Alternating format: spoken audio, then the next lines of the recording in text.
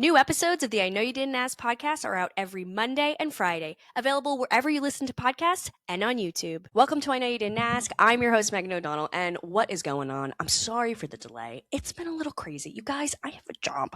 I am working a lot, and I know everybody's busy. Don't get me wrong, but sometimes when you're traveling, you're going here, you're going there, you're commuting to work. I forgot what that is like in the emotional and physical toll it takes on your body just sitting on a train every single day. I feel like my dad in the 90s. It's not good. It's not good for my brand.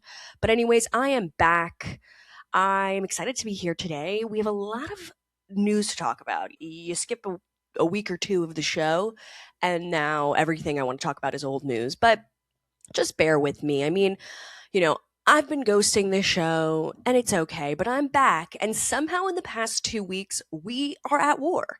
I mean, it feels weird to be older and going into war. Like, I feel like I'm at ground level of new war.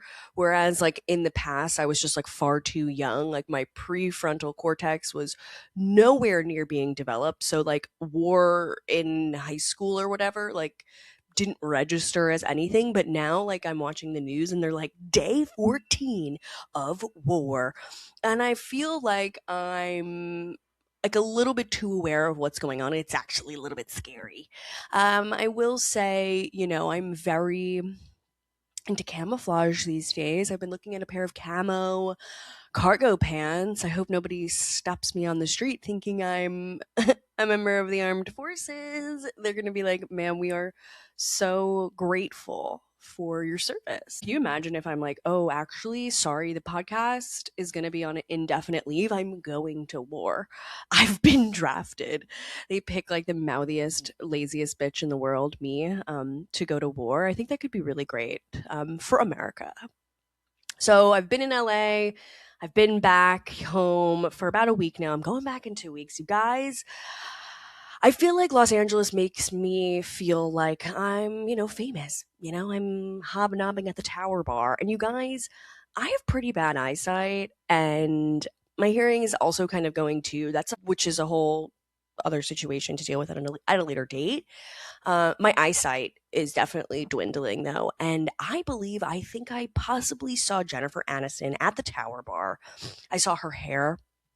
I saw her posture. I saw her bone structure. But then again, like the restaurant is windowless with incredibly low ceilings and basically has no light on. Like the Tower Bar in Los Angeles might quite literally be the darkest place I've ever eaten a meal. It felt like I was in one of those like dinner theater events where you're like blindfolded and you eat without your sight. Like that's kind of how I felt. However, you know, I, I wasn't blindfolded. So I do believe I saw somebody who looks like her. But again, everybody at my table was like, probably not her. Like they didn't even see her. And it honestly could have been a mirage and I'm just telling myself I saw Jayanne. She didn't really have a nickname. Like she doesn't have a J-Lo type of twang to her name, but regardless, very exciting to, dine there and also have one of the best ice cream sundaes of my life. But while I was in Los Angeles, I also went to Erewhon, the overpriced fancy grocery store. You know me, I'm a frugalista. I love to cook, I love home cooking, I love saving money at the grocery store. That's actually one of my biggest passions. And it was really embarrassing to go into a completely overpriced store and see people spending what looked like hundreds upon hundreds of dollars of shit in their cart for like fancy packaged coconut date balls. I'm like, come on, people. Like, make this shit at home. You don't need to spend $14 on two. They had a whole wall of like these beautiful soups, which are supposedly impressive and amazing.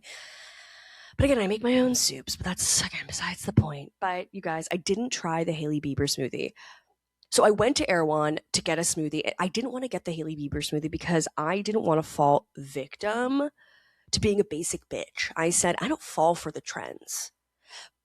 But I probably should have because the smoothie I did buy, my $14 smoothie, tasted like ass and grass, honestly. Like it tasted disgusting. And I can pretty much eat anything. I could suck down anything, especially a smoothie.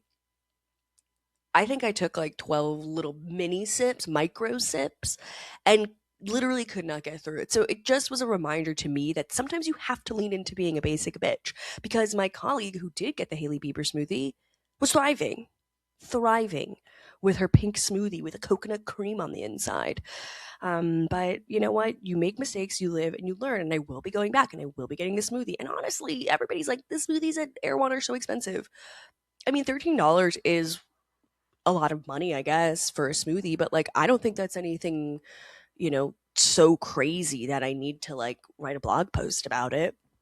But I had a colleague who actually ended up getting another strawberry smoothie, not the Haley Bieber. She was like, I also don't want to be a basic bitch. And so she ended up getting another smoothie that actually had raw milk in it. And the label on the smoothie was like, I swear raw milk is healthy. And I just found that really interesting. And she said it was like skeeving her out and then she couldn't drink it. So, you know what, Erewhon? I will be back. I won't be buying anything other than smoothies moving forward. But they have like all of that like pseudoscience crap where it's like, drink this oil and your face will look 12 years younger. Really, just fucking wear SPF and drink some fucking water. You don't need to be eating MCTP oil. Like, one of the girls I was with was like, oh, I eat this oil every day. I'm like, what? Why are you eating oil? Just eat fruits and veg, limit the booze, sleep. Ever heard of it? Whatever Jennifer Aniston is doing, that's what you guys should be doing. We need a vino in our lives. We don't need Erewhon tinctures. But speaking of raw milk, I'm I'm obsessed with raw milk. Ballerina Farms, Hannah Nealman. She's a gorgeous former Juilliard ballerina, mother of, I believe, 8. That's like 5 too many. Mormon Utah mommy, classic, you know, good Mormon woman. Lives on a farm, baking bread, homeschooling the kids, living off, 328 acres of land that they own, businesswoman, influencer, and also happens to be married to the son of the man who created JetBlue. So, safe to say, they are not really living off the land. They're living off a gorgeous trust fund that I am deeply, deeply jealous of. But Ballerina Farms has started her own, of course, farm with meats and cheeses, and she makes like protein powder. And one of the more controversial things that Ballerina Farm does is sell raw milk, possibly the supplier for Erewhon. I don't know about that, but long story short, this past summer, it was shown that there was a ton of this one bacteria, coliform, that, includes E. coli. And like, that's like kind of the reason why people don't drink raw milk straight from the cow's udder. And I don't know about you, but Ballerina Farm, Hannah Nealman, whatever we want to call her, is constantly just milking cows on her social media. And like, to me, there's like actually nothing more disgusting than a cow's udder. Like, you couldn't pay me to touch a cow's udder. Like, I'm not a pervert. Like, I find videos of cows, udders, all of it to be perverse and weird. And I mean, it's kind of weird that like we even drink cow's milk in general, but that's besides the point. So her family's obsessed with milk, especially raw milk. And the problem with raw milk is that it oftentimes can, lead to bacteria from the cow's butthole, uh, and go into the milk stream, then giving you E. coli poisoning or any kind of like bacterial infection, which like literally can be like small, low key issues like nausea and diarrhea, escalating into vomiting, fevers, chills, possible kidney failure, paralysis, and God forbid, GFB, death. So it's like this crazy thing called pasteurization. It's like so crazy. So basically, like you take some milk and you like heat it up like a little bit, and then it's like actually really safe for human consumption. So raw milk just isn't heated up, to possibly, eliminate those pathogens that could possibly be in the milk from, whatever the cow was going through, whatever, stinky poopy butt, infected your milk. And Of course, Ballerina Farm like put out her video and they're like, all of our milk is really healthy, yada yada yada. Okay, whatever. So no more raw milk for the moment. And her husband ended up coming out and saying, producing raw milk takes careful planning from a facility and infrastructure standpoint. Unfortunately, we learned this after the fact. The way our dairy was built is ideal for pasteurized dairy products. Okay. We do plan in the future to construct a secondary made specifically for raw milk products. The state of Utah requires daily testing, and any raw milk sold from our stand passed. I love. He's like, yeah, it's so crazy. Like making this like raw milk thing uh, like takes planning. Like it's so weird. Like who would have thought? But like you're kind of supposed to think about the careful planning like before you decide to like get, udders going, and then all of a sudden you're like, let's package this bitch up and sell it. Let's not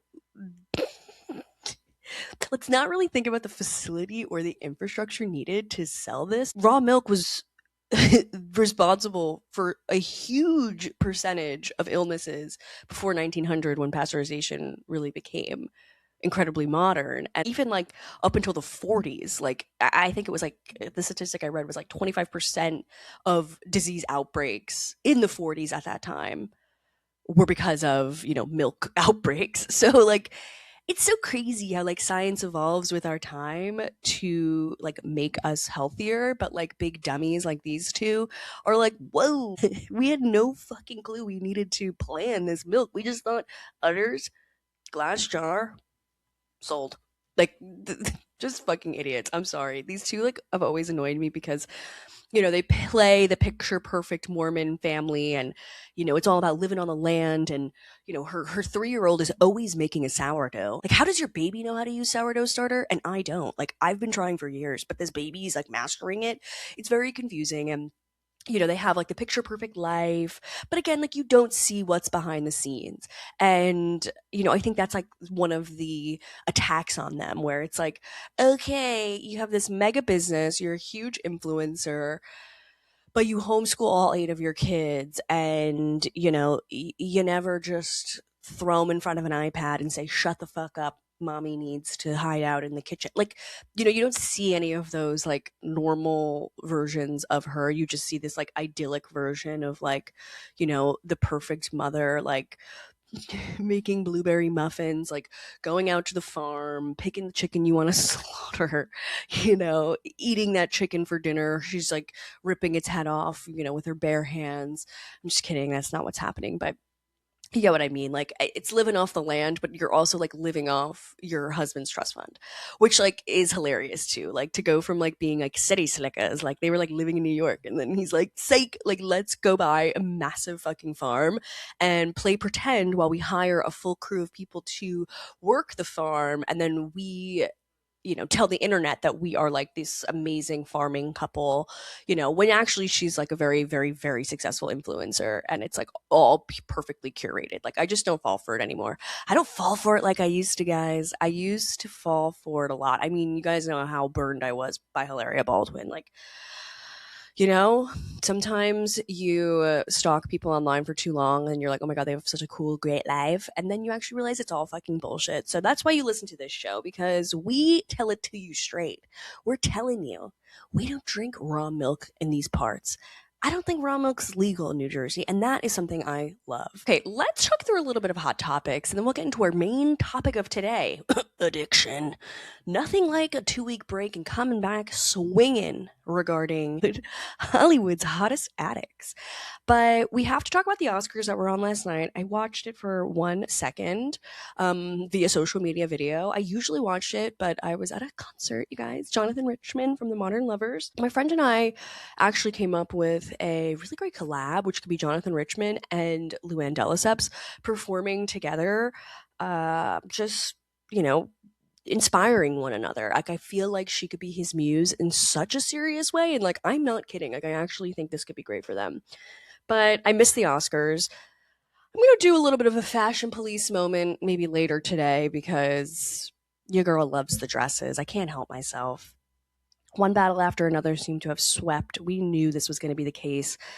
It's so crappy when like one of the only movies I saw this year was that movie and I hated it. Like what does that say about me? But I don't know. I don't need to be, contrarian by saying I didn't enjoy it, but I just didn't like it. But again, I'm pretty dumb, so maybe I just like didn't understand it. So that's what I'm leaning towards, and I might watch it again in like 3 years. But the movie itself like doesn't feel like a movie like I would be like, oh, I can't wait to go see that again. It's like not Casino or like The Godfather, where it's like, ooh, I can't wait to watch it on TBS.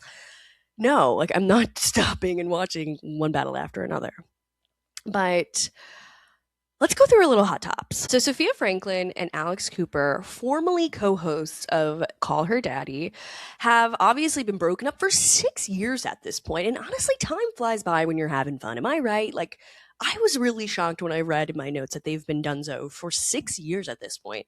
And honestly, the two of them only did 80 episodes together. Like, it's not that much. Like, they didn't have this, like, canon of work that was so impressive. So, 80 episodes over about a year and a half. So, again, this is a very short lived partnership. But obviously, they split up due to financial reasons and probably some personal reasons that I think we will be finding out about in Sofia Franklyn's new memoir. Daddy Issues. Really good title. I'm hoping it's salacious. I'm hoping it gives us good tea because, the two of them were friends. It didn't seem like they had a huge friendship before they really started podcasting together. It seems like Alex was definitely like doing the editing and all of like the show admin, and Sofia was kind of coming in as like her fun co-host. And like any show, like there is the person who does all of the boring stuff, and then there's the person who might just be more of a fun co-host, which like maybe one of the reasons why I've never been able to have a co-host, because I'm the Alex Cooper here. I'm very controlling and it's my show, and I'm just a big baby about it. Like I can't help it. Like I can't share. Like no. It's not healthy. But regardless, this short-lived partnership between the two of them obviously made their show together uber successful. And they also had the marketing machine behind them of Barstool Sports, the owner being Dave Portnoy, who's kind of a creep and like a racist. And it's really annoying that like he stole the hearts of many Americans multiple times, especially during the pandemic. When he was doing like unboxing, like I would like sit and watch his live unboxing. I'm like, oh wow, he's opening up a Yeti coffee mug. Whoa. Like I would watch that for a very long time. I do believe that like I was slowly losing my mind. So it made it more palatable. And then, of course, like the pizza reviews became very fun to watch. And then most recently, Dave Portnoy came out with, a love of rescuing adorable dogs. So now I'm madly in love with Mrs. Peaches. Like, I can't I can't help myself. Like I love Peaches. I do want to pay the tummy tax. And, Pete the Beagle, an adorable little spunky beagle. Like I love them. But Dave Portnoy is, a classic douchebag guy. Like he must have won like most likely to rape a girl, like in his high school superlative. Like because I feel like he is so demonic. And especially now, like, the loudmouth guy, growing up into sports, shit talking. Once that guy becomes very wealthy, it's a recipe for disaster. And of course, at Barstool Sports, like his whole ethos of the company, and I can't really speak to it that much. I mean, what the fuck am I watching Barstool Sports? It's embarrassing. But like the whole thing is about being opinionated and, you know, I don't know, maybe calling women hoes. Like I don't know like explicitly what they do to women, but I do know that like the Chicks in the Office podcast is through Barstool, and that seems like pretty, PG. Like I don't get bad vibes from them, I don't think. But I don't know. Being associated with Dave Portnoy is always, a questionable decision. So Alex ended up staying with Dave and continuing on with, the Call Her Daddy podcast as a solo endeavor. And then Sofia started her own podcast, Sofia with an F. And I mean, again, when you have like a great dynamic duo and then you decide to split up, like you lose a bit of the magic, you lose a bit of the spark. And, taking two people from an ensemble and putting them in an isolated show does kind of tell you like actually this person's like not that good. But Dave obviously saw a lot in Alex Cooper. Alex and him had been having like financial conversations behind the scenes without Sofia prior to their breakup, where Alex was basically pushing for more money, which like go off girl, we love to see it. And I guess it got to the point where they were going to like re-sign their contract, but Sofia's boyfriend, aka Suit Man, who was an exec at HBO at the time, basically told the girls like, Barstool's not paying you enough. Like, you need to go get a better contract, maybe come to HBO.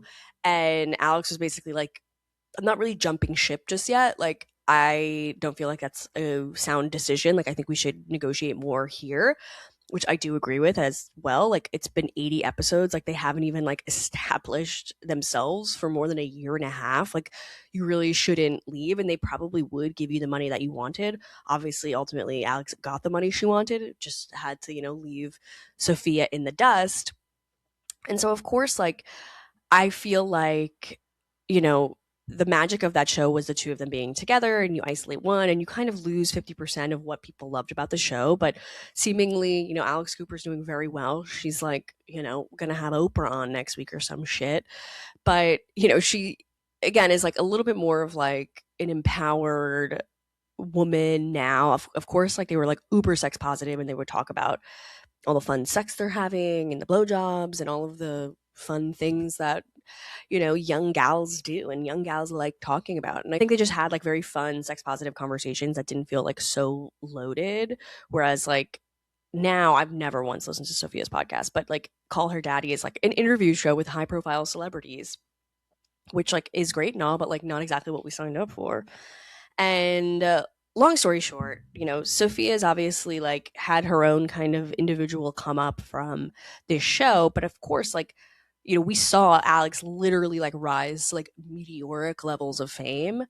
And, Sophia is definitely successful with her podcast and maybe social media crap that she does, but like it's not on the same level as Alex. And so I'm really excited to see Sophia's perspective on this entire fallout, because she really hasn't spoken too much about it.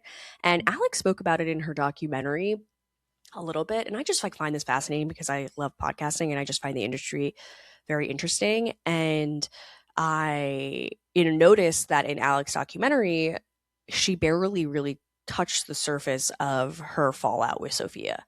And honestly, like I do think like at a certain point, like it is business and she has to make like business decisions for herself. But also, to not really dig into that a little bit in your documentary felt like you were kind of like, I don't know, intentionally trying to change this narrative and make it like less of a big deal when like this was really big in, pop culture 6 years ago. Again, like time flies by. But we'll see. I'm excited. Again, I'm off the wagon on reading books. I'm 112 into a book about reality television, and it's been pretty stagnant at that page 112. Like we really haven't moved maybe a page or two in 2 weeks. So I'm gonna probably have to be listening to Sophia's audiobook on 1.7 speed or 1.6. Depends how frisky I am. But I'll tune in and I'll report back. Speaking of Sofia, you guys, I had no idea that Sofia Coppola, the director, is coming out with a documentary about Marc Jacobs. It comes out this week, and I am so excited. It opens in New York on the 20th and opens in other select cities on the 27th. But the documentary is called Marc by Sofia, 2025 documentary that came out at the Venice Film Festival this fall and is now getting its proper release. But I'm really excited because this is actually Sofia Coppola's first documentary, and I'm always interested in her perspective on everything. Did you see what she did to Marie Antoinette? Imagine what she could do for Marc Jacobs. But they've been friends for over 30 years at this point. They met in the early 90s. He's obviously had like a very successful, career for 40 years with lots of ups and downs. The documentary kind of centers around his Marc Jacobs 2024 spring ready-to-wear collection. However, of course, like we talk about, his past, his career, his childhood. Oh no. And his dad died when he was really young. His mom suffered from like very severe mental illness. He was living with his grandparents. His mom's mom ended up teaching him how to knit, and that's obviously like what propelled him into being a major fashion designer. And also, I'm just like really liking the name Marc by Sofia. I thought that was very clever because like so many of his collections are like Marc by Marc Jacobs, Jacob by Marc, Marc by Marc Jacobs, whatever. I'm super excited for this documentary, and I actually do think I'm going to try to go watch it. I think it's playing at the Angelica in the city, so hit me up if you want to join me. Also, I just need to make a public announcement. Like, just because you've been air drying your hair doesn't mean you look anything like Carolyn Bessette Kennedy. I am so over the influencer girlies wearing a black trench coat and saying, "Is this Carolyn Bessette Kennedy coated?" No, it's simply just a black trench coat. I feel like Carol Radziwill is so embarrassed by how everybody is now like hijacking this dead woman's swag. Like, let the woman live in peace. I'm seeing people like go to her front door of like the loft she was living in Tribeca. Like, can you get a life or get a job? Don't get me wrong. During the pandemic, I did walk to Jeffrey Epstein's townhouse just to see if I could get any vibes outside. I did get nasty, dirty, stinky vibes from it, but I don't know. To me, like going to see Jeffrey's former townhome felt a little bit like I was, doing my journalistic duty versus just like going to a dead woman's townhouse just to like walk up and down the steps she used to walk down. And again, we're not touching our hair. You guys, I have currently air dried hair, but I've been doing it way before Love Story came out on Hulu. You guys, The Bachelorette's coming back this week. Taylor Frankie Paul is chaotic evil. I am scared to start watching it because I definitely know I'm going to love the season. I'm no longer watching Mormon Wives. I cannot do it. I might do it casually for fun, but like I cannot take notes on those fucking morons. I find them all terribly boring. And honestly, getting married at 21 years old with a guy you don't know, having 4 kids by the time you're 25, and then you're like, wait, I'm miserable. Like, my life is terrible. Like, I feel like all of these girls have like kind of gotten to the point where they're like, I hate my life. And like Taylor Frankie Paul is obviously the Bachelorette. Whitney's on Broadway. All the other girls are jealous of them. Like, Michaela, get the fuck off my screen. When I see that poor girl, I'm like, I don't want to look at you. I don't want to talk about your trauma. I'm done. And supposedly she's done with that creepy husband. It's like, I'm glad you're divorcing your groomer. He knocked you up when you were 16 years old and he was like in his early 20s. Like, get the fuck out of my face with that shit. Like, where were your parents to step the fuck in? And now she's like, it's so crazy. I'm so drama. It's like, obviously, you've had 4 kids with this creepy dude who knocked you up when you were 16 years old. You thought that was a good idea. I'm just like so creeped out by all of them. But yeah, The Bachelor's out this week. Maybe I'll do like a premiere episode because I do like the limo entrances. I do find that fun, and I do love seeing like just how long the day lasts because like towards the end of like the first night you could see like in the window panes, I'm like, is that the sun coming up? Like they have to film all fucking night. That would be terrible. But Taylor Frankie Paul is like now supposedly like back with Dakota possibly. I just read this morning where I guess now production for season 5 of Mormon Wives has been halted because Taylor got into another kind of physical altercation or something with Dakota. I don't know, but the girl's a fucking loose cannon. I don't know what this says about ABC for picking her, but I can't imagine it's going to be family friendly fun. I feel like it's going to be a little chaotic and deeply white trash. ABC, what were we thinking when we picked this literal abusive woman to be our next bachelorette? Not to say the Bachelorette again needs to be like this moral compass for young women everywhere, but like they've picked like kind of the same type of girl year over year, like sweet America's sweetheart girl next door, and then they're like, we picked this trash box from Utah with like 3 kids from 3 fucking different dads. She's beating her husband up in the first fucking episode of the series, like getting arrested instantly. And like first seasons has been like completely chaotic and weird and like bleak with her mom and everything. Like I don't know why they picked her, but again, we're talking about it, so that's probably a bit of why they picked her. But I mean, I'm gonna watch. I'm gonna watch. But I did see her at the Oscars last night. Like, girl, brush your hair. Like, I know she says she doesn't brush her hair. Like, okay, Carolyn Bessette Kennedy, but like, you're at the fucking Oscars. You shouldn't be wearing a dress from Mandy's. You need to have your nails painted. Like, what's going on? Why do you not have a manicure? Why do I have a manicure and Taylor Frankie Paul on the fucking red carpet doesn't? Like, I don't know. The dress needed to be tailored. Her hair needed to be done. Like, throw up a chignon. Take a page from Sonia Morgan's book and throw a chignon with the look. Like it was off. But you guys, okay, Love is Blind is over. Sorry, this is an ADD episode, but I'm really working quickly to, get all the news out to you guys. This has been 2 weeks of shit on my fucking plate. Do you know how hard this is?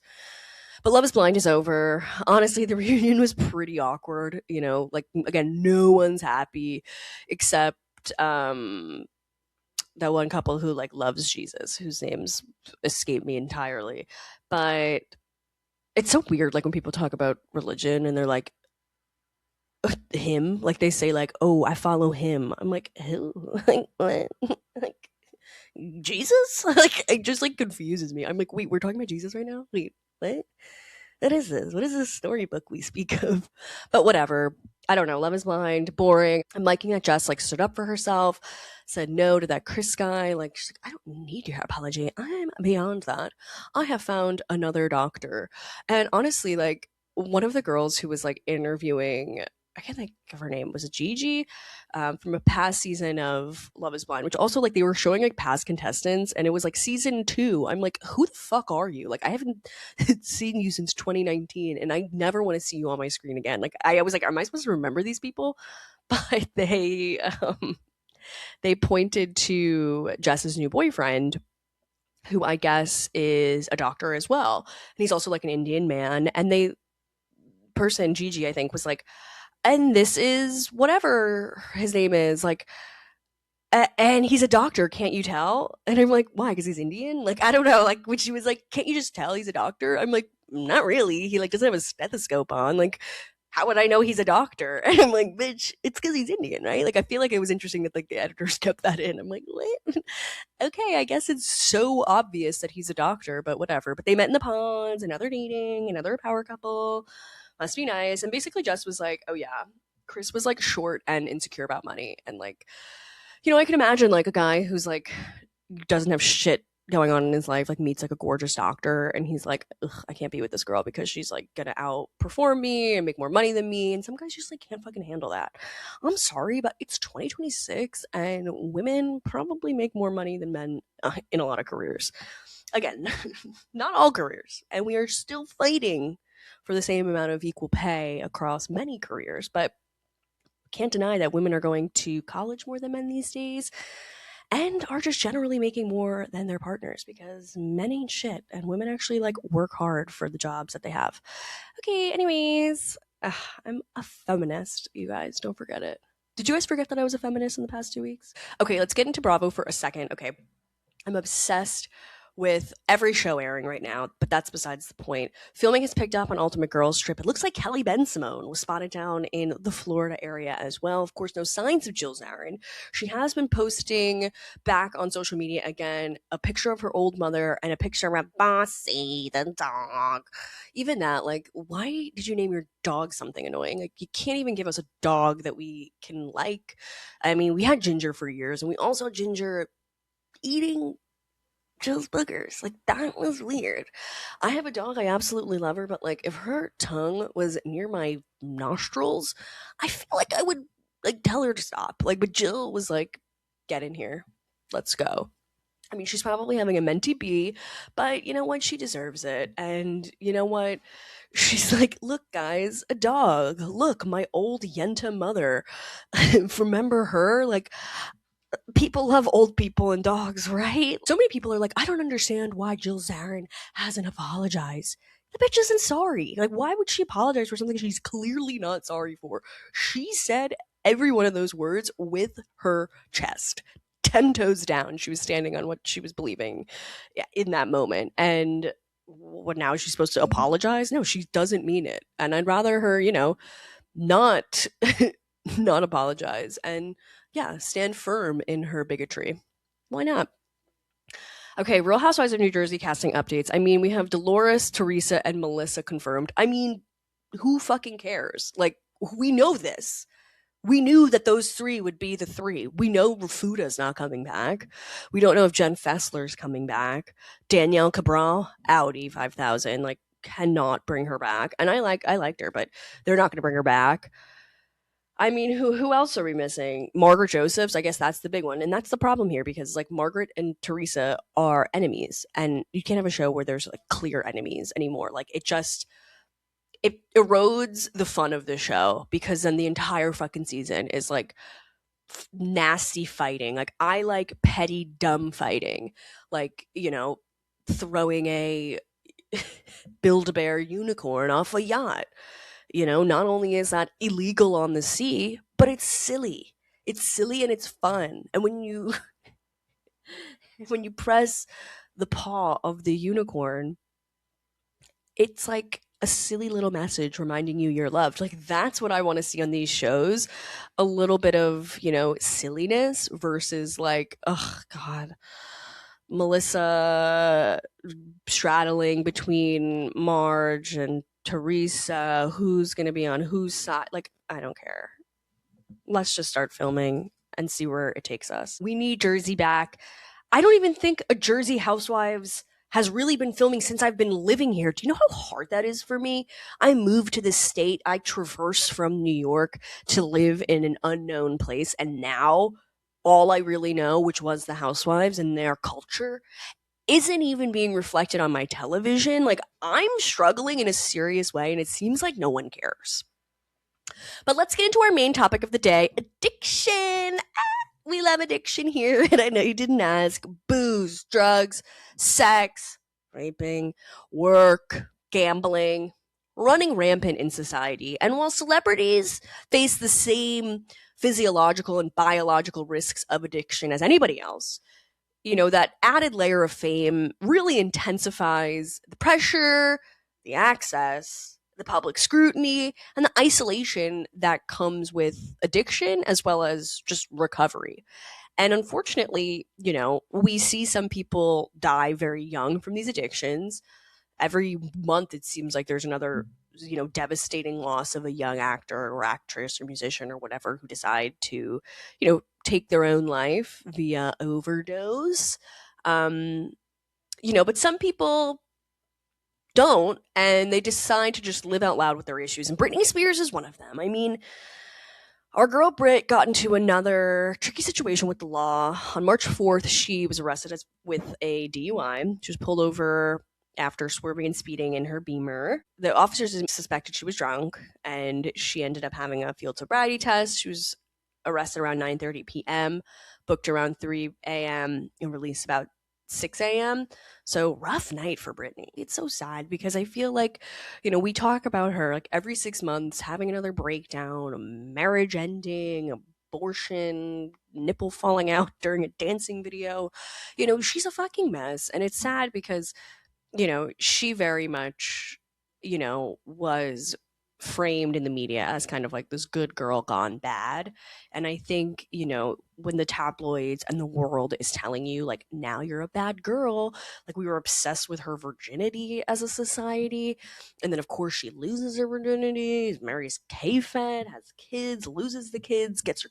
Like, this poor girl has just had every eye on her for, the past, 30 plus years. So, her addiction issues are certainly like the highest level of like being scrutinized. And it makes me feel really sad because it's clear that like she doesn't really have anybody in her life who's protecting her or helping her, it seems. When her family did step in and put her under a conservatorship that like might have been necessary, like given her track record, it could have actually been a blessing for her to be under that legal conservatorship of her father.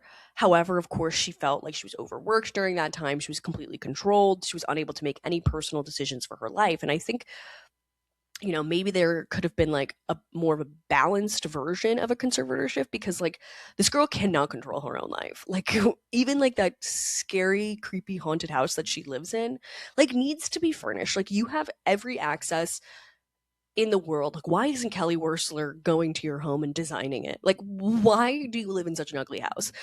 And she's going on these trips to Mexico constantly. Like, bitch, you're getting pills there. Like, I don't know what's going on, but I just feel like the conservatorship might have been actually really good for her. And I mean, she's officially off Instagram right now, so maybe that's healthy for her mental health as well. But like, I feel bad for anybody like clearly in the throes of addiction, and even like trying to go through sobriety. Like even if she was like, okay, I'm going to be clean and sober, that's going to be my new thing, whatever.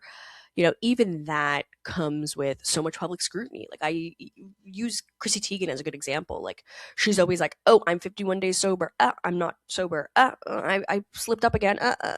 Like when your followers are like counting your days of sobriety and like reminding you if you've had another slip up, or like are kind of these hawks now for your personal choices and your choice to not drink. And like you're kind of damned if you do, damned if you don't. If you continue drinking, you're letting yourself down and all of the things. But if you don't, and you actually continue on with the sobriety, then it also becomes harder to possibly have that slip up, because the world is relying on me. Like, oh, the world needs me to be sober. Like Chrissy Teigen, nobody cares. Even though like when I have like listened to Chrissy Teigen on Carl Radke's podcast, I was shocked to hear like, oh, the girl's like knee deep in it.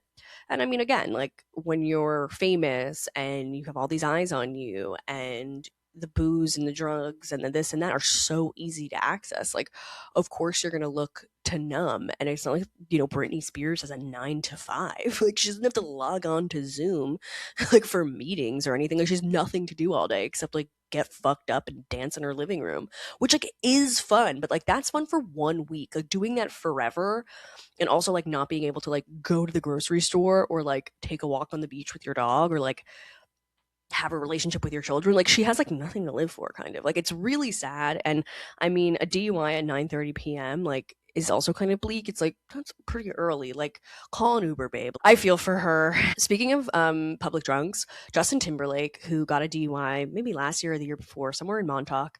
One, I just always have loved the fact that the cop didn't know who he was. He was like, I'm Justin Timberlake. He's like, okay, lovely to meet you, Mr. Timberlake, but like I don't I don't know who you are. Like you're out in Montauk in the summertime. Like there's a lot of like fancy fucking people out there. So this cop was probably like, okay, I don't know who you are. I'm young. You're old. Don't forget it. But Justin Timberlake's lawyers have been working overtime trying to make sure that the body cam footage from his arrest does not come out. And I would do just about anything to see that footage. I would pay a lot of money to see that footage. I would literally have to go into my high yield savings account. I would take out any dollar amount just so that I could see Justin Timberlake slurring behind the wheel. I don't know. Maybe I'm a sicko. Yes, I am. We know this. But I'm really interested in that. Again, like Britney, like tragic tale of like addiction ruining her life. Justin Timberlake, I'm like, fuck you. You caused Britney all of this pain. You were part of the problem, sir. You and the fucking patriarchy. But anyways, so moving on to bleaker news, nothing like addiction episode, baby. But I recall Mary Cosby from the Real Housewives of Salt Lake City talking about her son, Robert Cosby Jr., who is now fortunately deceased at the young age of 23 years old. He died of a possible overdose. And we don't really have too much information about what happened, nor do we need it or should have any more information. Like, it's kind of a personal thing. But we've been seeing him over the last few years struggling with addiction. And Mary, at one point, I don't recall when she said this, but she mentioned that when her son was incarcerated, she actually felt very safe because she said, I'd rather my son be in jail than be dead. And just a few months after he was released from prison, he, passed away. And it kind of seems like she kind of knew the reality of his situation and how dire it was. And like, this poor kid, like, he was dealt a pretty rough hand. And, child of incest, like, what? Like, your family has this mega church that's considered a cult. There's cult documentaries about your family. Like, I imagine his childhood was a little confusing, and not to say that that's a reason to like abuse drugs and like get into a place, but like, childhood trauma really does affect your adult behavior. And a young man with a lot on his mind, his mom's on television acting a fucking fool. Also, like, telling people they look inbred, like, that's just simply mean. But it's funny, like, you're talking about people being inbred when you literally married your grandpa, your step grandpa. I'm sorry. Like, I can imagine again, it's hard to deal with your own addictions. I'm working through it personally. So it seems like after this happened, Bravo halted production for a little bit on the latest season of Salt Lake City. However, filming did resume, but it doesn't seem like Mary was spotted amongst any of the other ladies filming. So I mean, it's probably for the best. Like, take a beat, honey. Like, it's so sad. Lots of people rallied with her in support of what happened. But I mean, 23 years old, he is a young man. Like, and Mary, clearly like loved and lived for this boy. So it's so sad to see that like addiction took him so young. And you see, it's addiction's very, very common in our world. And whether you're hiding it or you're not hiding it, um it overtakes your life, and it's really sad. And damn, it's fucking crazy. Let's end the show with another hot mess. Shia LaBeouf. Did anyone remember when he was going to become a Catholic priest? Well, things have taken a sharp turn. Now he's getting arrested in New Orleans for fucking slandering gay people. And so maybe he is more Catholic than he'd like to admit. But I don't think Jesus can fix this mess with this kid. So he was at a bar in New Orleans. Nobody who is like sober curious should ever go to Mardi Gras. Like, let that be on the record forever. But Shia LaBeouf was at some bar in New Orleans saying crazy homophobic things to people. And then a few hours later, I guess he kept up with it, and staff eventually escorted him outside of the building. He was screaming at people, lunging at people. Somehow his shirt was taken off in the midst of all of this. I love that. He's like, I'm going to throw a little razzle dazzle on this arrest. Like, I'm going to show my fucking abs because they're looking good. Like Jesus. He was ultimately charged with battery and accused of repeatedly using homophobic slurs while hitting people at this bar. He became irate and aggressive throughout the night. He struck multiple people. I do like in the early mornings of his arrest, he wrote on his X account, "Free me," at 4:27 a.m. Like, bro, it's 4:27. Put the X away. Like, you do not need to be on Elon Musk's internet asking to be freed. He also has a fucking colorful past of arrests and DUIs, public intoxication, emotionally abusing people, misdemeanor battery, petty theft. Like, he's another hot fucking mess. Again, a child star that, spent his entire life being seen and heard, I guess. And so, another child star who, was incredibly famous, who is now suffering with mental health issues as well as, drug and alcohol abuse. And honestly, like, Shia LaBeouf is on the same exact level as like Britney Spears and Amanda Bynes, but like there is an absolute double standard about him being a man and he can control his own life, whereas these two ladies, cannot have any control over anything in their life. Like, if he was a woman, he obviously would have been in a conservatorship years ago, which also kind of brings up a larger conversation of like, does anybody in his life even care enough about him to put him in a conservatorship, which is like even sadder, honestly. He's like, wow, like literally nobody cares. Nobody cares what I do with my money. Nobody cares that I'm at a bar for Mardi Gras when I'm trying to be sober. Like, it's just so fucking dark, and it's so bleak, and it's just it's a terrible reality for many people. And if you're struggling with addiction out there, call. Just kidding, I don't know.